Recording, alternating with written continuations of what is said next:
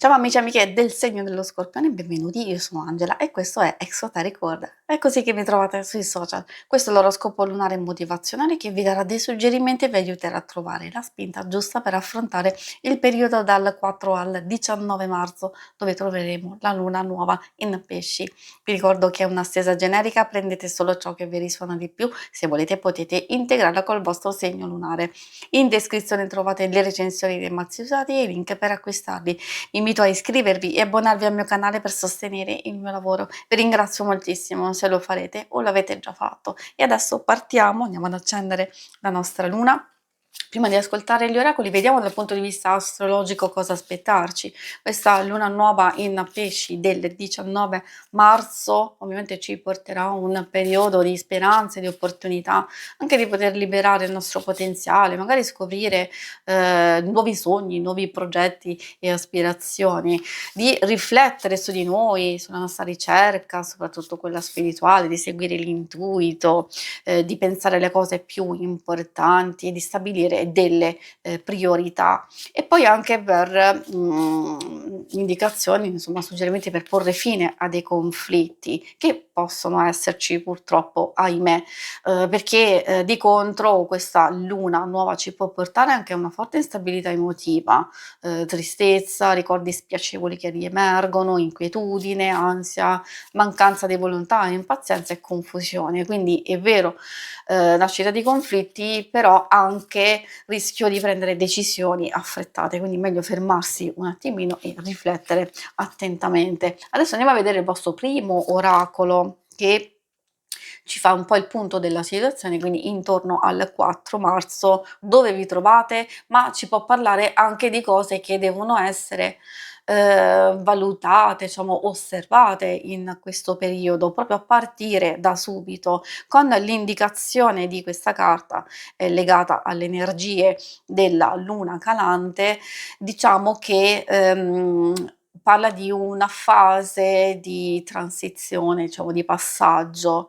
In queste fasi magari si ha forte la sensazione di pausa, di sospensione, così, di essere appesi, sospesi, in circostanze forse incerte, confuse. Ecco che ci indica l'importanza di riflettere su se stessi, perché quando si è alla soglia di un passaggio importante è normale sentirsi in questo modo. Vuol dire che in qualche modo abbiamo la possibilità di lasciarci alle spalle il passato e quindi di prendere un po' di tempo per rimarginare le ferite, per ascoltare noi stessi, la nostra interiorità, per proteggersi prima di prepararsi a una nuova fase. Forse c'è anche una fase di guarigione, quindi ognuno di noi vivrà questa fase di transizione, di passaggio a modo proprio. Magari qui ci sono le indicazioni principali che hanno a che fare proprio con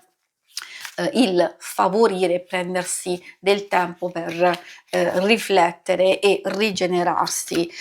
L'altro messaggio arriva dalla luna piena. Sicuramente è positiva come carta perché forse il fatto di riflettere e di prepararci ci mette in una nuova situazione.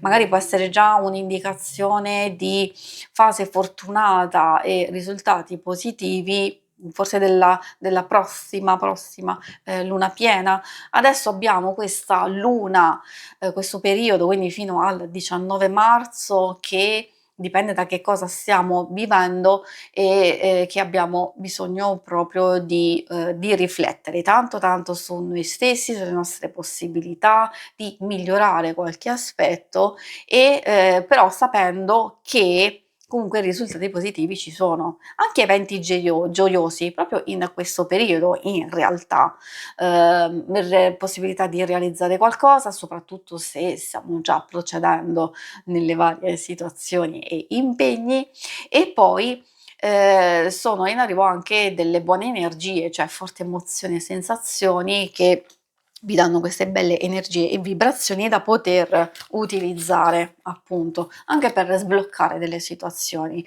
L'ultimo quarto arriva come messaggio di valutare il nostro percorso, le nostre abitudini, gli schemi limitanti, di considerare cosa va bene, cosa no, e quindi cercare di fare questo bilancio che, come vi dicevo, abbiamo visto sin dall'inizio che è un momento adattissimo per lasciare andare, per farsi coraggio, per lasciare andare anche migliorare un qualcosa di difficile, di doloroso, può essere legato alla perdita, a un distacco o a qualcosa che non procede per il verso giusto. E quindi quale momento migliore per pensare che cosa si vuole fare per migliorare le cose, per utilizzare le nostre potenzialità, la nostra intelligenza, appunto questo periodo. E adesso vediamo altre indicazioni dall'oracolo dello sciamano. Allora, vediamo cosa vogliono dirvi gli altri oracoli. Come prima indicazione troviamo la montagna sacra. La montagna sacra effettivamente, siamo noi o quantomeno il nostro spazio che abbiamo per dedicarci a noi stessi. Spazio anche interiore dove cercare guida e risposte.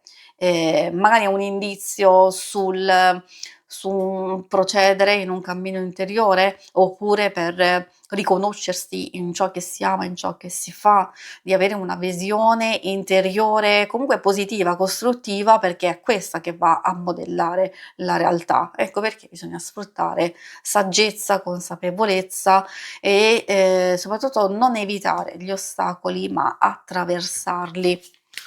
L'altro messaggio arriva dalla freccia, quindi non solo affrontare gli ostacoli, ma proprio colpire nel segno, perché questa indica essere in linea con il proprio cuore, con la propria anima, perché sono queste che vi daranno la concentrazione a mirare, puntare il bersaglio e quindi colpirlo nel segno, colpirlo in pieno.